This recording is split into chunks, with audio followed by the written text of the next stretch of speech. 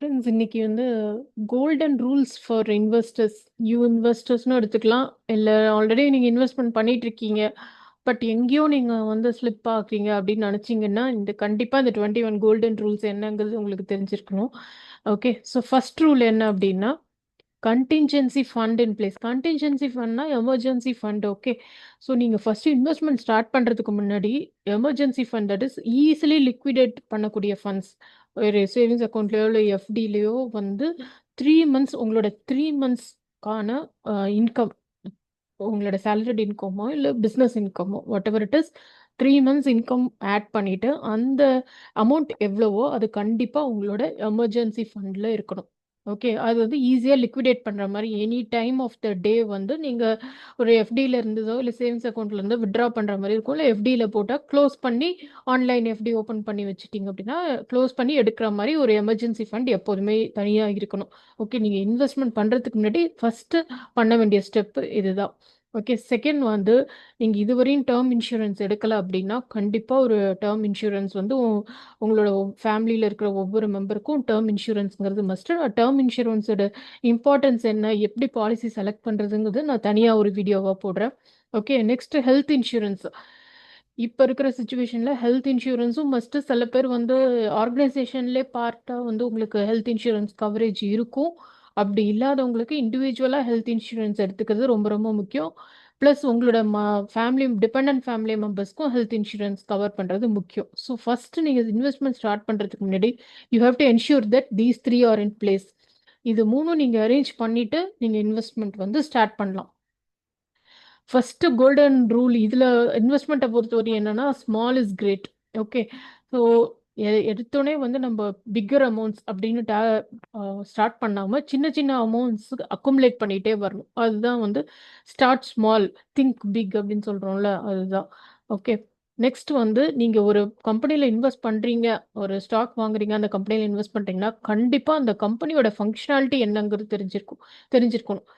Okay, so அது அந்த கம்பெனியோட என்ன பண்ணுறாங்க, அவங்களோட மெயின் ஏரியாஸ் ஆஃப் ஆப்ரேஷன் என்ன, அவங்க அவங்களோட கன்சியூமர்ஸ் யார், அவங்க என்ன மேனுஃபேக்சர் பண்ணுறாங்க, அவங்களோட ஆப்ரேஷனல் சைக்கிள் என்ன அப்படின்னு சொல்லிட்டு அந்த கம்பெனியை பற்றின இன்னும் தெரியாமல் அந்த ஸ்டாக்கை வாங்குறது வந்து ரிஸ்க் ப்ளஸ் எந்த யூஸும் இல்லைன்னா நீங்கள் ஒரு பணம் இன்வெஸ்ட் பண்ணுறீங்க ஒரு கம்பெனியில் அப்படின்னா அந்த கம்பெனியோட ஏஎன்இசட் தெரிஞ்சிருக்கணும், ஏ டு இசட் தெரிஞ்சிருக்கணும். நெக்ஸ்ட் ஃபண்டமெண்டல்ஸ் என்னால் பேலன்ஸ் ஷீட்லாம் அனலைஸ் பண்ண முடியாது, இன்டெப்த் என்னால் பார்க்க முடியாது அப்படின்னா at least main features like revenue, profit, டெப்ட், இது மூணுமாவது அந்த கம்பெனி பற்றி உங்களுக்கு அனலைஸ் பண்ண தெரிஞ்சிருக்கணும். அதாவது ரெவென்யூ, இன்கம் இருக்கணும். இன்கம் மட்டும் இருந்தால் பத்தாது, ஏன்னா எக்ஸ்பென்சஸும் இருக்குல்ல. அப்போ ப்ராஃபிட் இருக்கணும். ப்ராஃபிட் எந்த அளவுக்கு ஸ்டெடியாக க்ரோத் ஆயிருக்கு, ரெவென்யூ எந்த அளவுக்கு இன்க்ரீஸ் ஆயிருக்கு அவங்களோட ஆப்ரேஷன்ஸில் அப்படிங்கிறது இருக்கணும். அண்ட் டெப்ட், ஜீரோ டெப்ட் இருந்தால் best, but zero dept companies நிறைய இருக்காது. ஸோ அட்லீஸ்ட் ஹை டெப்ட் இல்லாமல் லோ டெப்ட் கம்பெனிஸ். மற்ற ஃபண்டமெண்டல்ஸ் இல்லைனாலும் அட்லீஸ்ட் தெரியலனாலும் ஐடியா இல்லைனாலும் அட்லீஸ்ட் இந்த மூணுமாவது உங்களுக்கு தெரிஞ்சிருக்கணும். ப்ளஸ் சீப்பர் ப்ரைஸ் கிடைக்கிறதுக்காக நீங்கள் BE ratio, PEG ratio, BP ratio இதெல்லாம் வந்து செக் பண்ணும். நெக்ஸ்ட், இப்போ நான் வந்து நியூ இன்வெஸ்டர், எனக்கு வந்து இப்போ வந்து ஒரு சார்ட் பார்க்க தெரியாது, எனக்கு வந்து ஃபுல்லாக எனக்கு பேலன்ஸ் ஷீட் அனலைஸ் பண்ண தெரியாது அப்படின்னு நினச்சிங்கன்னா பிராண்டட் கம்பெனிஸ், அதாவது large cap or blue chip கம்பெனிஸ்னால் ரொம்ப well establish companies, reputed companies, இப்போ மாருதி, டாடா, இதெல்லாம் வந்து ரெப்யூட்டட் கம்பெனிஸ். ஸோ அந்த மாதிரி உங்களுக்கு ஃபெமிலியராக இருக்கிற பிராண்டட் அண்ட் மோஸ்ட் ரெப்யூட்டட் கம்பெனிஸில் நீங்கள் இன்வெஸ்ட் பண்ணலாம். நெக்ஸ்ட், உங்களோட போர்ட்ஃபோலியோ பில்ட் பண்ணுறீங்க அப்படின்னா கண்டிப்பாக அதில் செக்டர் டைவர்சிஃபிகேஷன் இருக்கணும். ஓகே, நீங்கள் இப்போ ஐடி கம்பெனியில் இருக்கீங்கன்னு சொல்லிட்டு நிறைய ஸ்டாக்ஸ் ஐடி கம்பெனியோட டிஃப்ரெண்ட் ஐடி கம்பெனிஸோட ஸ்டாக்ஸ் வாங்கி வைக்கிறது, இல்லை ஃபார்மா லைனில் இருக்கீங்கன்னு சொல்லிட்டு அது அப்படி இருக்கக்கூடாது. உங்களோட போர்ட்ஃபோலியோ வந்து sector diversification is must.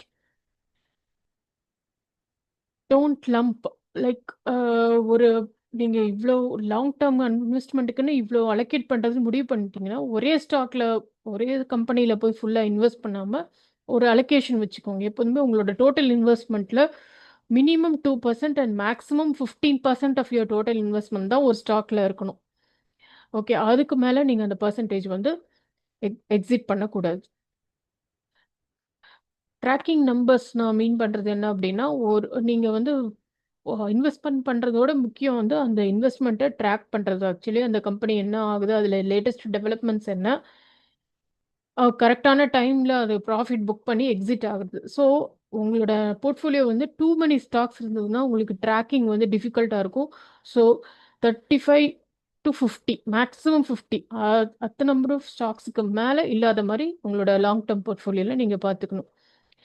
Over valued. Okay, இப்போ நீங்கள் வந்து ஒரு ஸ்டாக்கை வந்து அதோட பீக் ப்ரைஸில் எப்போதுமே வாங்கக்கூடாது. Whatever maybe the reputation of the company, எவ்வளோ அதுக்கு அந்த ஹைப் அவங்க கொடுத்தாலும் சரி, இல்லை வந்து நீங்கள் நிறைய ஃபினான்ஸ் பேஸ்ட் நியூஸ் சேனல்ஸில் வந்து இது பை பண்ணுறதுக்கு நிறைய ரெக்கமெண்டேஷன்ஸ் கொடுப்பாங்க, அப்படிலாம் பண்ணாலும் சரி, ஓவர் வேல்யூடு இருக்கிற ஸ்டாக்கை நீங்கள் வாங்கக்கூடாது. உங்களோட மியூச்சுவல் ஃபண்ட் போர்ட்ஃபோலியோவில் கண்டிப்பாக ஒரு டேக்ஸ் ரிலீஃப்க்கு இஎல்எஸ்எஸ் ஃபண்டு நீங்கள் வந்து இன்வெஸ்ட்மெண்ட் பண்ணணும். அது 3 years லாக்இன் பீரியட் இருக்கும். ஜென்ரலாகவே மியூச்சுவல் ஃபண்ட் நான் வந்து மினிமம் 5 to 7 10 years அப்படி ஹோல்ட் பண்ணுறது நல்லதுன்னு சொல்லியிருக்கேன் நான். பட் இஎல்எஸ்எஸ் வந்து double purpose, one time investment, low risk and tax ரிலீஃப்க்கும் இது பெனிஃபிஷியலாக இருக்கும். அண்ட் 10-7 ரூல் ஃபாலோ பண்ணி கண்டிப்பாக நீங்கள் வந்து எஸ்ஐபியில் இன்வெஸ்ட் பண்ணியிருக்கணும்.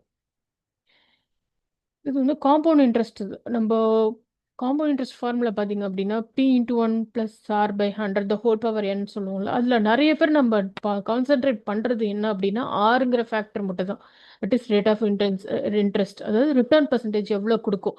இதே தான் நம்ம திருப்பி திருப்பி கான்சென்ட்ரேட் பண்ணுறோமே ஒரே அந்த என்கிற கான்செப்டே நம்ம விட்டுறோம். என்கிறது number of years. Okay, so நம்ம அந்த பேஷண்ட்டாக ரொம்ப லாங் இயர்ஸ் இன்வெஸ்ட்மெண்ட்டில் இருக்க முடியும்னா தான் நீங்கள் வந்து இந்த காம்பவுண்டிங் இன்ட்ரெஸ்ட்டை உங்களால் ஃபுல் பெனிஃபிட் உங்களால் ரீப் பண்ண முடியும். Okay, fear and greed index வந்து ரொம்ப முக்கியம். எதர் வந்து ரொம்ப பயந்து ஸ்டாக் மார்க்கெட் உள்ளே போகாமல் ரொம்ப நெகட்டிவ் சென்டிமெண்ட் நியூஸ் வரும்போது பயந்து அதை விட்டு கம்ப்ளீட்டாக ஒதுங்குறதும் தப்பு. அதே சமயம் ஸ்டாக் மார்க்கெட்டில் போனால் ஓவர் நைட்டில் நீங்கள் வந்து குரோர்பதி ஆகிடலாம் அப்படின்னு நினைக்கிறது தப்பு. இது ஒரு எக்ஸ்ட்ரீம், அது ஒரு எக்ஸ்ட்ரீம். ஓகே, அண்ட் உங்களோட சே மந்த்லி இவ்வளோ பர்சன்டேஜ் நீங்கள் சேவிங்ஸுக்குன்னு ஒதுக்குறீங்க அப்படின்னா அதில் வெறும் ஸ்டாக்ல மட்டும் போடாமல் ஒரு பார்ட் எஃப்டி, ஒரு பார்ட் ரெக்கரிங் டெபாசிட் பேங்க்ல இதையும் போட்டு வைக்கணும். அண்ட் ஸ்டாக் மார்க்கெட்டும் ப்ளஸ் பேங்க் பேஸ்ட் இன்வெஸ்ட்மெண்ட்ஸோட சேர்ந்து பாண்ட்ஸ்லையும் நீங்கள் இன்வெஸ்ட் பண்ணலாம். பாண்ட்ஸில் எப்படி இன்வெஸ்ட் பண்ணுறது, அதை எப்படி அனலைஸ் பண்ணுறது, என்னென்ன மீடியம் இருக்குது, என்னென்ன ஃபேக்டர்ஸ் கன்சிடர் பண்ணும் அப்படிங்கிறது நான் செப்பரேட்டாக 2 வீடியோ போட்டிருக்கேன். ஒன்று வெறும் பாண்ட்ஸ் பற்றி போட்டிருக்கேன், இன்னொன்று வந்து என்னென்ன ஆன்லைன் பிளாட்ஃபார்ம்ஸ் இருக்குங்கிறதையும் நான் வந்து எக்ஸ்பிளைன் பண்ணி போட்டிருக்கேன். கண்டிப்பாக செக் பண்ணுங்கள். And other than banking and market-based savings, okay, very long term, and tax-free-ஆ நீங்கள் பண்ணக்கூடிய சேவிங்ஸ் வந்து பிபிஎஃப் பற்றி எலாபரேட்டாக சிங்கிள் வீடியோ போட்டிருக்கேன். கண்டிப்பாக பிபிஎஃப் வந்து உங்களை வீட்டில் இருக்கிற ஒவ்வொரு ஃபேமிலி மெம்பர் நேம்லேயும் ஒரு பிபிஎஃப் அக்கௌண்ட் ஓப்பன் பண்ணுங்கள். 15 years down the line extensive benefit அது வந்து உங்களுக்கு இருக்கும். அண்ட் சுகன்யா சம்ரிதி வந்து is one of the saving scheme, small saving scheme for female children. அது நான் வந்து செப்பரேட் வீடியோவாக அப்லோட் பண்ணுறேன். அண்ட் எவ்ரி மந்த் நீங்கள் வந்து எவ்வளோ பர்சன்டேஜ் உங்களுக்கு சேவிங்ஸ்க்கு நீங்கள் ஒதுக்குறீங்களோ அதில் ஒரு 5% கோல்டில் in any form, digital gold or gold coin, in any form வந்து நீங்கள் இதை கண்டிப்பாக அலோகேட் பண்ண பாருங்கள். ஏன்னா 5% நான் ஏன் சொல்கிறேன் அப்படின்னா கோல்ட் ரேட் இன்க்ரீஸ் ஆகிட்டே இருக்கு. Anywhere between 5 to 15% will be an ideal percentage.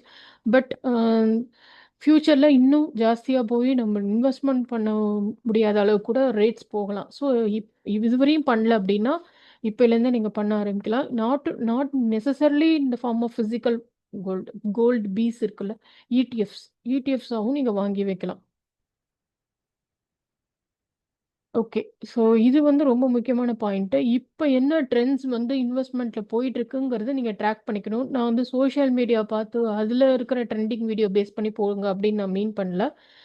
இப்போ லாஸ்ட் இயர் பார்த்தீங்கன்னா ஒரு first 6 to 7 months golden silver ட்ரெண்டில் போயிட்டு இருந்தது. அதுக்கப்புறம் இப்போ காப்பர் ட்ரெண்டில் போயிட்டு இருக்கு. ஸோ அந்த மாதிரி இப்போ என்ன ஃபோக்கஸில் இருக்குது அப்படிங்கிறது லேட்டஸ்ட் வந்து நீங்கள் அப் டு டேட் இருந்தால் தான் நீங்கள் வந்து உங்களோட இன்வெஸ்ட்மெண்ட்டில் ஏதாவது சேஞ்சஸ் பண்ணணும்னா உங்களால் ஈஸியாக பண்ண முடியும்.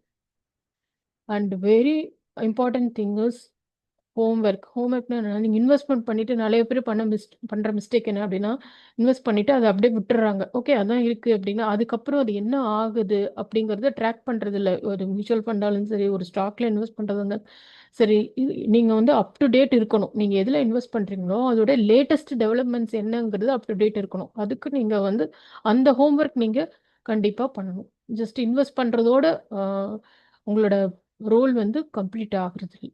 ஓகே. ஸோ ஃப்ரெண்ட்ஸ் இந்த வீடியோ வந்து ஜஸ்ட் நான் வந்து கோல்டன் ரூல்ஸ் ஒவ்வொரு ரூலும் ரொம்ப எலாபரேட்டாக சொல்ல, பட் இருந்தாலும் வந்து கீ பாயிண்ட்ஸ் கவர் பண்ணியிருக்கேன். உங்களுக்கு இந்த வீடியோ யூஸ்ஃபுல்லாக இருக்கும்னு நினைக்கிறேன். உங்களோட ஃப்ரெண்ட்ஸ் அண்ட் ரிலேட்டிவ்ஸ்க்கு கண்டிப்பாக நம்மளோட சேனலோட லிங்க் ஷேர் பண்ணுங்கள். நீங்கள் சப்ஸ்கிரைப் பண்ணாமல் வீடியோஸ் பார்க்குறீங்கன்னா கண்டிப்பாக சப்ஸ்கிரைப் பண்ணுங்கள். Thank you friends.